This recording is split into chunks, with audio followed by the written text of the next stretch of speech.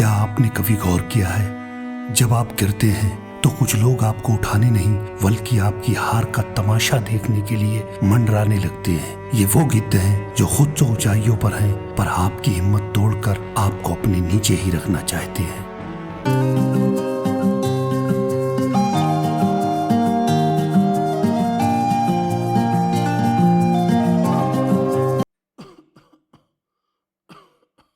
आज के टाइम में सांस लेना भी मुश्किल हो गया है, प्रदूषण की वजह से नहीं बल्कि शोषण की वजह से। कुछ ऐसे कामयाब लोग होते हैं जो किसी को कामयाब होता देख कुचल जाते हैं। ये वो कामयाब लोग होते हैं जो कमेंटबाजी, नखरेबाजी जैसी विशाल शक्तियों से लवरेज होते हैं। चेहरे की दिखावट ऐसी जैसे मासूमियत भरे ड्रामे का प्रोग्राम हो, और इनका शिकार होते हैं मजबूर, मासूम और गुर्बत में पैदा होने वाला हर वो इंसान जो इनकी चालों को समझ नहीं पाता। पहले पहले सफलता का दानव मूर्ख बनाने का पोषण देता है, फिर कुछ अरसे बाद ये शोषण का तड़का देना शुरू कर देता है, और ये तब तक गिद्ध की तरह आपके आसपास मंडराते रहेंगे जब तक आप पूरी तरह से कुपोषण जैसी बीमारी से ग्रसित ना हो जाएं। ये चैन से नहीं बैठते। लेकिन मैं ऐसा कामयाब इंसान आपको बिल्कुल नहीं देखना चाहूंगा। हमेशा याद रखो, कामयाब वह है जो जीत के लिए खेले, दूसरों की गलतियों से सीखे, जितना पाए उसे ज्यादा दे, हमेशा दूर की सोचे, अपनी ताकत को परखे और अपना फैसला ले।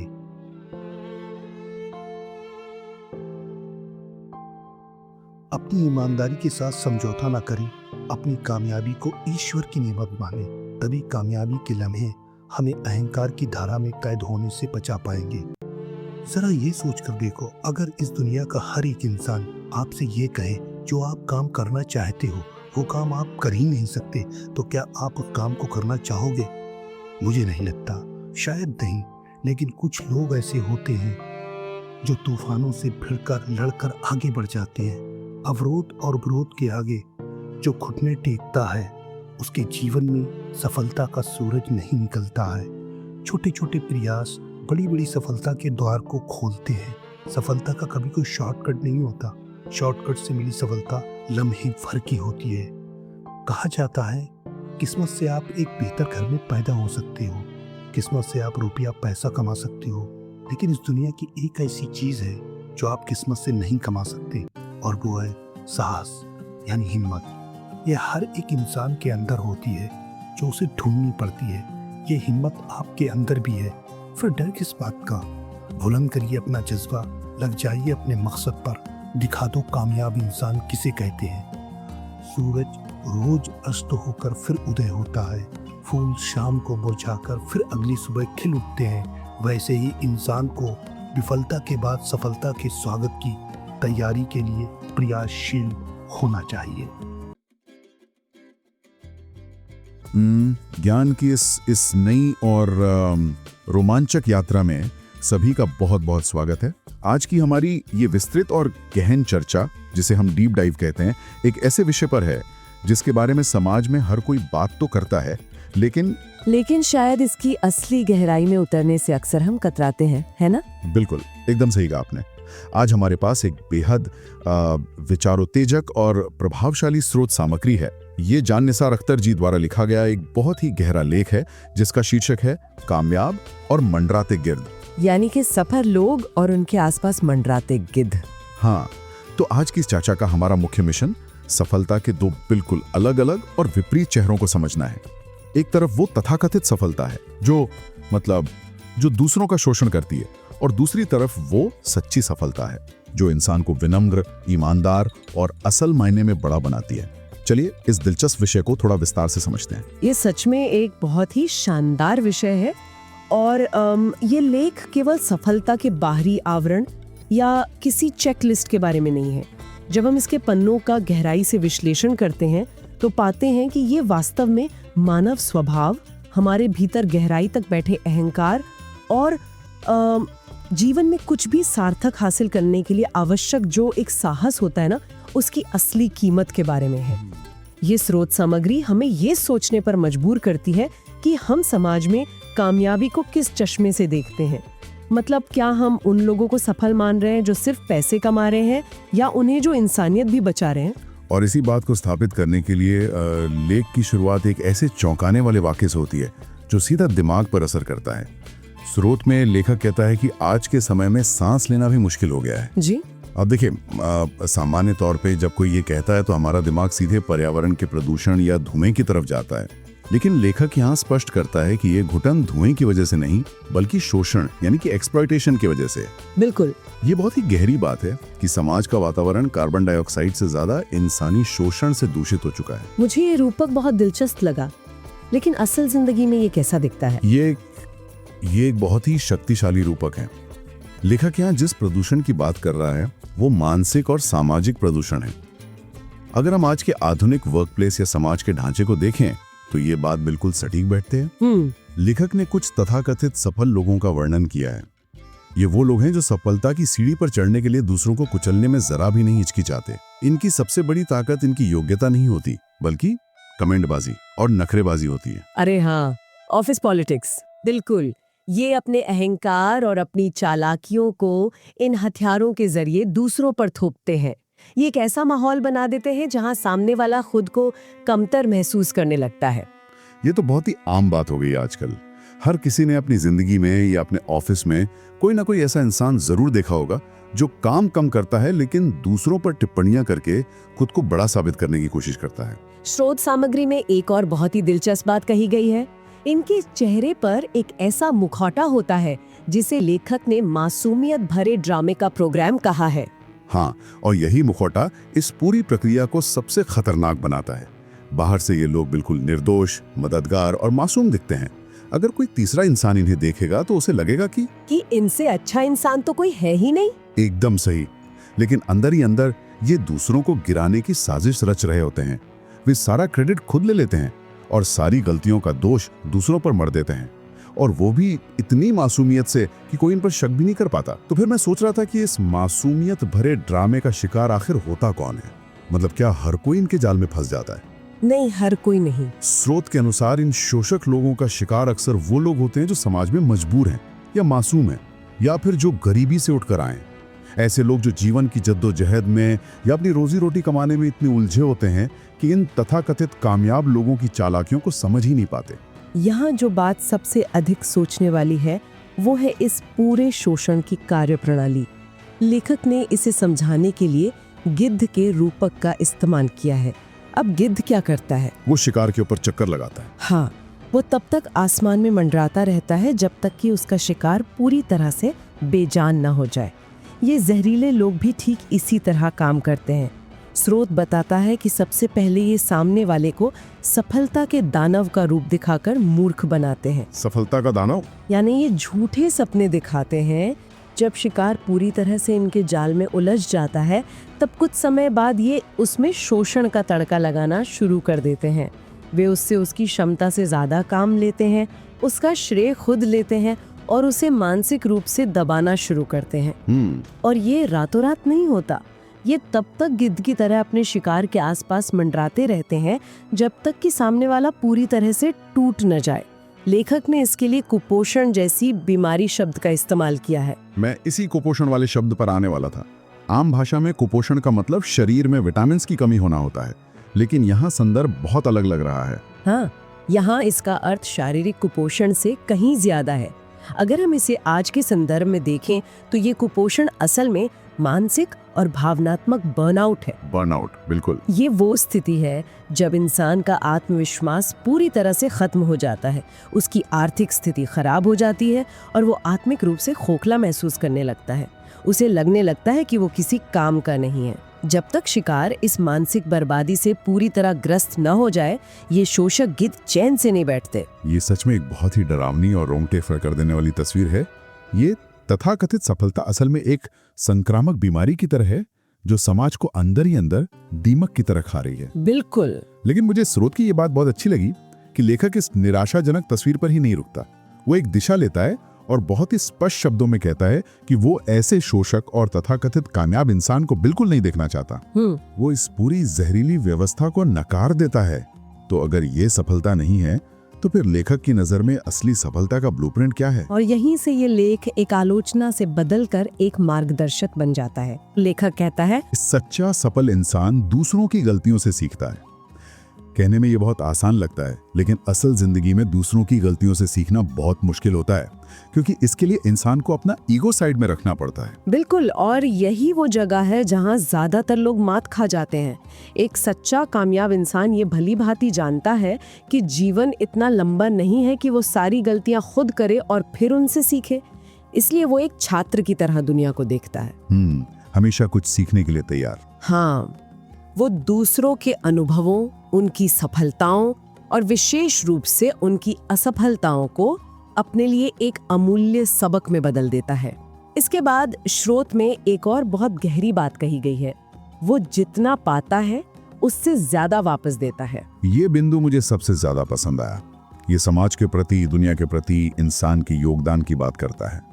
आज की दुनिया में जहां हर कोई सिर्फ पाना चाहता है, सिर्फ इकट्ठा करना चाहता है, वहां एक सच्चा सफल इंसान ये सोचता है कि वो समाज को क्या लौटा सकता है, चाहे वो ज्ञान हो, मार्गदर्शन हो या फिर आर्थिक मदद। सच्चा सफल इंसान हमेशा दूर की सोचता है। वो तात्कालिक फायदों के लिए या रातों रात अमीर बनने के लिए अपने नैतिक मूल्यों से समझौता नहीं करता। इन सभी गुणों को सुनकर ऐसा लगता है कि ये सब एक ही नींव पर टिके हुए हैं, और वो नींव है ईमानदारी। स्रोत भी इस बात पर जोर देता है कि सच्चा सफल व्यक्ति अपनी ईमानदारी के साथ कभी कोई समझौता नहीं करता। लेकिन यहाँ एक और दिलचस्प मनोवैज्ञानिक पहलू आता है। लेखक का एक बहुत ही गहरा विचार सामने आता है, जहां वो कहता है कि इंसान को अपनी कामयाबी को ईश्वर की नेमत यानी भगवान का आशीर्वाद या प्रकृति का उपहार मानना चाहिए। पहली बार पढ़ने पर यह शायद कोई धार्मिक उपदेश लग सकता है, लेकिन इसके पीछे की सोच बहुत तार्किक है ना। एकदम सही। ये कोई धार्मिक उपदेश नहीं है, बल्कि एक बहुत ही कारगर मनोवैज्ञानिक टूल है। मैं आपको बताती हूँ कैसे। जब कोई इंसान बहुत ज्यादा सफल होने लगता है तो उसके अंदर अहंकार की धारा में बह जाने का खतरा सबसे ज्यादा होता है। हाँ, अक्सर लोग घमंडी हो जाते हैं। बिल्कुल, उसे लगने लगता है कि मैंने ये सब अकेले किया है, मैं सबसे महान हूँ। और यही वो बिंदु है जहाँ से एक अच्छा इंसान गिद्ध में तब्दील होना शुरू होता है। बाप रे। जब आप अपनी सफलता को खुद से बड़ी किसी सत्ता, चाहे आप उसे ईश्वर कहें, ब्रह्मांड कहें या प्रकृति कहें, उसका आशीर्वाद मानते हैं, तो आपके अंदर एक स्वाभाविक विनम्रता बनी रहती है। आप ये मानने लगते हैं कि सफलता में आपकी मेहनत तो है, लेकिन साथ ही सही समय, सही परिस्थितियां, दूसरे लोगों का साथ और प्रकृति की कृपा भी शामिल है। ये सोच इंसान के पैर हमेशा जमीन पर रखती है। यह नजरिया वाकई सफलता को देखने का पूरा पैमाना ही बदल देता है। अहंकार को जन्म लेने से पहले ही खत्म करने का इससे बेहतर तरीका शायद ही कोई हो। लेकिन ईमानदारी और विनम्रता के साथ सफलता का यह रास्ता तय करना इतना आसान भी नहीं होता। बिल्कुल नहीं। जब कोई इंसान इस सही रास्ते पर चलने की कोशिश करता है तो दुनिया उसका स्वागत फूलों से नहीं करती। स्रोत में इसी चुनौती को लेकर एक बहुत ही प्रासंगिक और चुभने वाला सवाल उठाया गया है। लेखक पूछता है कि अगर दुनिया का हर इंसान आपसे कहे कि आप जो काम करना चाहते हैं वो काम आप कर ही नहीं सकते, तो क्या आप उस काम को करना चाहेंगे? और मजे की बात यह है कि स्रोत खुद ही इसका एक आम जवाब भी देता है, मुझे नहीं लगता, शायद नहीं। और यही वो विभाजक रेखा है जो आम इंसान को एक सच्चे सफल इंसान से अलग करती है। एक सामान्य इंसान हमेशा बाहर से मान्यता या वैलिडेशन ढूंढता है। अगर समाज कहता है कि कोई काम असंभव है तो वो उसे मान लेता है, हार मान लेता है। हाँ, जो लोग दुनिया के अवरोध और विरोध के आगे घुटने टेक देते हैं, उनके जीवन में सफलता का सूरज कभी उदय नहीं होता। दुनिया का तो स्वभाव ही है यथास्थिति को बनाए रखना, सवाल उठाना, विरोध करना और जो कुछ नया करने की कोशिश कर रहा है उसे पीछे खींचना। बिल्कुल। असली सफल लोग वो होते हैं जो इन तूफानों से डरते नहीं हैं, बल्कि उनका सामना करते हैं। वे जानते हैं कि दुनिया का विरोध दरअसल इस बात का संकेत है कि वे कुछ अलग और बहुत बड़ा करने की दिशा में हैं। तूफानों से लड़ने की ये बात बहुत ऊर्जा देने वाली है। अक्सर जब हम सफलता की कहानियां सुनते हैं तो हमें लगता है कि किसी ने एक बहुत बड़ा कदम उठाया और उसकी जिंदगी बदल गई, लेकिन स्रोत एक बहुत ही अलग विचार साझा करता है, छोटे छोटे प्रयासों की ताकत। लेखक का मानना है कि छोटी छोटी कोशिशें ही बड़ी सफलता के दरवाजे खोलती हैं, असली चाबी है। और इसी संदर्भ में लेखक एक बहुत ही महत्वपूर्ण चेतावनी भी देता है, जिसे आज की पीढ़ी को बहुत ध्यान से सुनना चाहिए। वो याद दिलाता है कि सफलता का कभी कोई शॉर्टकट नहीं होता। हाँ, लेखक बहुत स्पष्ट है कि शॉर्टकट से मिली सफलता हमेशा लम्हे भर की होती है, यानी वो बहुत ही क्षणभंगुर होती है। जिसे हम पानी का बुलबुला कह सकते हैं। वो जितनी तेजी से फूलता है उतनी ही तेजी से फूट भी जाता है। बिल्कुल। जो सफलता बिना किसी ठोस नींव के, बिना संघर्ष के और बिना समय दिए खड़ी की जाती है, वो हवा के एक हल्के झोंके से या जीवन की एक छोटी सी चुनौती से भी ढह सकती है। स्थायी सफलता के लिए समय, धैर्य और मेहनत की एक लंबी प्रक्रिया से गुजरना ही पड़ता है। तूफानों का सामना किए बिना जो सफलता मिलती है, उसमें वो गहराई नहीं होती जो एक इंसान को मजबूत बनाए। तो इस सब का असल में क्या मतलब है? चलिए इसे थोड़ा और डिकोड करते हैं। अगर शॉर्टकट काम नहीं करते, अगर छोटी कोशिशें लगातार करनी है और अगर दुनिया हमेशा आपका विरोध करने के लिए खड़ी है, तो इंसान के पास वो कौन सा हथियार है जिससे वो इस लंबी लड़ाई को जीत सकता है? सही सवाल है। यहाँ स्रोत सामग्री एक बहुत ही दिलचस्प मोड़ पर आ जाती है। किस्मत बनाम साहस की चर्चा पर। स्रोत में किस्मत की सीमाओं को लेकर बहुत ही व्यवहारिक बात कही गई है। लेखक सवाल करता है कि किस्मत से ज्यादा क्या मिल सकता है, और फिर जवाब देता है कि किस्मत से आप एक बेहतर और अमीर घर में पैदा हो सकते हैं या आपको बैठे बिठाए पर्याप्त पैसा मिल सकता है। ये चर्चा का सबसे गहरा हिस्सा है। लेखक स्वीकार करता है कि भौतिक चीजें किस्मत का खेल हो सकती हैं। कोई व्यक्ति सिर्फ इसलिए अमीर हो सकता है क्योंकि उसके माता पिता अमीर थे। लेकिन ये एक बहुत ही महत्वपूर्ण सवाल खड़ा करता है। अगर पैसा और अच्छा घर किस्मत से मिल सकता है, तो फिर वो क्या है जो दुनिया की कोई भी किस्मत आपको नहीं दे सकती? क्या है वो? लेखक के अनुसार इस पूरी दुनिया में एक ऐसी चीज है जिसे आप किस्मत के बल पर कभी नहीं पा सकते, और वो है साहस या हिम्मत। ये बहुत ही शक्तिशाली विचार है। भौतिक चीजें बाहर बाजार में खरीदी जा सकती हैं, लेकिन साहस किसी दुकान पर नहीं बिकता। ये हर एक इंसान के अंदर उसके खुद के भीतर ही मौजूद होता है। और विडंबना ये है कि साहस को बाहर नहीं बल्कि अपने ही भीतर गहराई में उतरकर ढूंढना पड़ता है। ये कोई ऐसी जादुई वस्तु नहीं है जो आसमान से गिरेगी। ये एक आंतरिक शक्ति है जिसे खुद से पहचानना और जगाना होता है। बिल्कुल। जिन लोगों के पास किस्मत से बहुत पैसा आ भी जाता है, अगर उनके पास जीवन की चुनौतियों का सामना करने का साहस नहीं है, तो वे उस पैसे को भी नहीं संभाल पाते। इसके विपरीत, अगर किसी के पास कुछ भी नहीं है लेकिन उसके भीतर अटूट साहस है, तो वो शून्य से भी अपना साम्राज्य खड़ा कर सकता है। इस बात को पढ़कर स्रोत में लेखक का जो संदेश है वो पूरे जोश और ऊर्जा से भर देता है। वो कहता है कि ये हिम्मत आपके अंदर भी है, फिर डर किस बात का? ये एक बहुत ही स्पष्ट और मजबूत आह्वान है कि अपने डर को पीछे छोड़ें, अपने जज्बे को बुलंद करें और बस अपने मकसद पर पूरी लगन से जुट जाएं। दुनिया को ये दिखाएं कि असल में कामयाब इंसान किसे कहते हैं। वो नहीं जो दूसरों का शोषण करके आगे बढ़ता है, बल्कि वो जो अपने साहस और अपनी मेहनत के दम पर अपनी एक अलग जगह बनाता है। और इस संदेश को और भी गहरा और यादगार बनाने के लिए स्रोत के अंत में प्रकृति के बहुत ही खूबसूरत और प्रभावशाली रूपकों का इस्तेमाल किया गया है। लेखक कहता है कि सूरज रोज शाम को अस्त होकर अंधकार में डूब जाता है, लेकिन अगली सुबह वो फिर से उदय होता है। जो फूल शाम को मुरझा जाते हैं, वे अगली सुबह फिर से एक नई जान के साथ खिल उठते हैं। प्रकृति का हर एक तत्व हमें सिखाता है कि अंत हमेशा एक नई शुरुआत का मौका होता है। यानी विफलता से घबराना प्रकृति के नियम के ही खिलाफ है। बिल्कुल ठीक इसी तरह मनुष्य का जीवन भी काम करता है। जीवन के सफर में विफलता, हार या निराशा केवल एक पड़ाव हो सकती है, लेकिन वो सफर का अंत नहीं है। इंसान को हमेशा विफलता के बाद निराश होने के बजाय सफलता के स्वागत की लिए तैयारी करनी चाहिए और प्रयासशील रहना चाहिए। अंधेरे के बाद उजाला होना तय है, बशर्ते हम उस अंधकार में हार ना माने और सुबह तक इंतजार करने और मेहनत करने का साहस अपने भीतर बनाए रखें। ये सच में एक बेहद खूबसूरत और उम्मीद से भरी सोच है। हारने के बाद फिर से खड़ा होना ही जीवन का असली चक्र है। तो अगर हम आज की इस पूरी विस्तृत चर्चा के मुख्य बिंदुओं को एक साथ समेटें, तो हमारे सामने जीवन जीने के कुछ बहुत ही स्पष्ट और मजबूत संदेश उभर कर आते हैं। जी, सबसे पहला और शायद सबसे जरूरी सबक, हमें उस जहरीली और घुटन भरी सफलता से खुद को बचाना है जहां लोग गिद्धों की तरह अपने ही साथियों का शोषण करते हैं। हमें शॉर्टकट की उस आकर्षक लेकिन खोखली दुनिया को नकारना है जो पल भर की खुशी देकर हमारी असल कामयाबी और हमारे चरित्र को छीन लेती है। और सबसे बड़ी बात, हमें बाहरी किस्मत या परिस्थितियों पर निर्भर रहने के बजाय अपने भीतर गहराई में छिपे उस असीम साहस पर भरोसा करना है जो हम सबके अंदर मौजूद है। मैं इस शानदार निष्कर्ष में बस इतना ही जोड़ना चाहूंगी कि हम जो भी जानकारी, ज्ञान या प्रेरणा हासिल करते हैं, उसका असली मूल्य तभी है जब हम उसे अपने व्यवहार में, अपने रोजमर्रा के जीवन और काम में उतारें। कामयाबी का पीछा हर इंसान को पूरे जोश से करना चाहिए, लेकिन इस बात का हमेशा ध्यान रखना चाहिए कि वो कामयाबी कहीं हमारे अहंकार का कारण न बन जाए। बिल्कुल। अगर हमारी सफलता हमें विनम्र नहीं बनाती, अगर वो हमें दूसरों की मदद करना नहीं सिखाती, तो वो तथाकथित सफलता वास्तव में इंसानियत की बहुत बड़ी विफलता है। क्या बात है, बहुत ही उम्दा विचार। कामयाबी को विनम्रता के साथ जोड़े रखना ही सबसे बड़ी जीत है। और इसी के साथ आज की ये गहन चर्चा अपने अंतिम पड़ाव पर पहुंच रही है।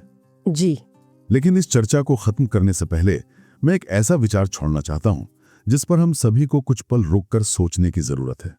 लेखक ने बहुत ही खूबसूरती से कहा है कि साहस हम सबके भीतर मौजूद है, बस उसे ढूंढना पड़ता है। ऐसे में यह सोचना बहुत ही जरूरी हो जाता है कि आज की इस तेज तर्रार, भागदौड़ भरी और सोशल मीडिया के शोर से भरी जिंदगी में वो कौन सी चीजें हैं, वो कौन से विकर्षण हैं जो हमें अपने ही भीतर झांकने और उस असीम साहस को ढूंढने से रोक रहे हैं।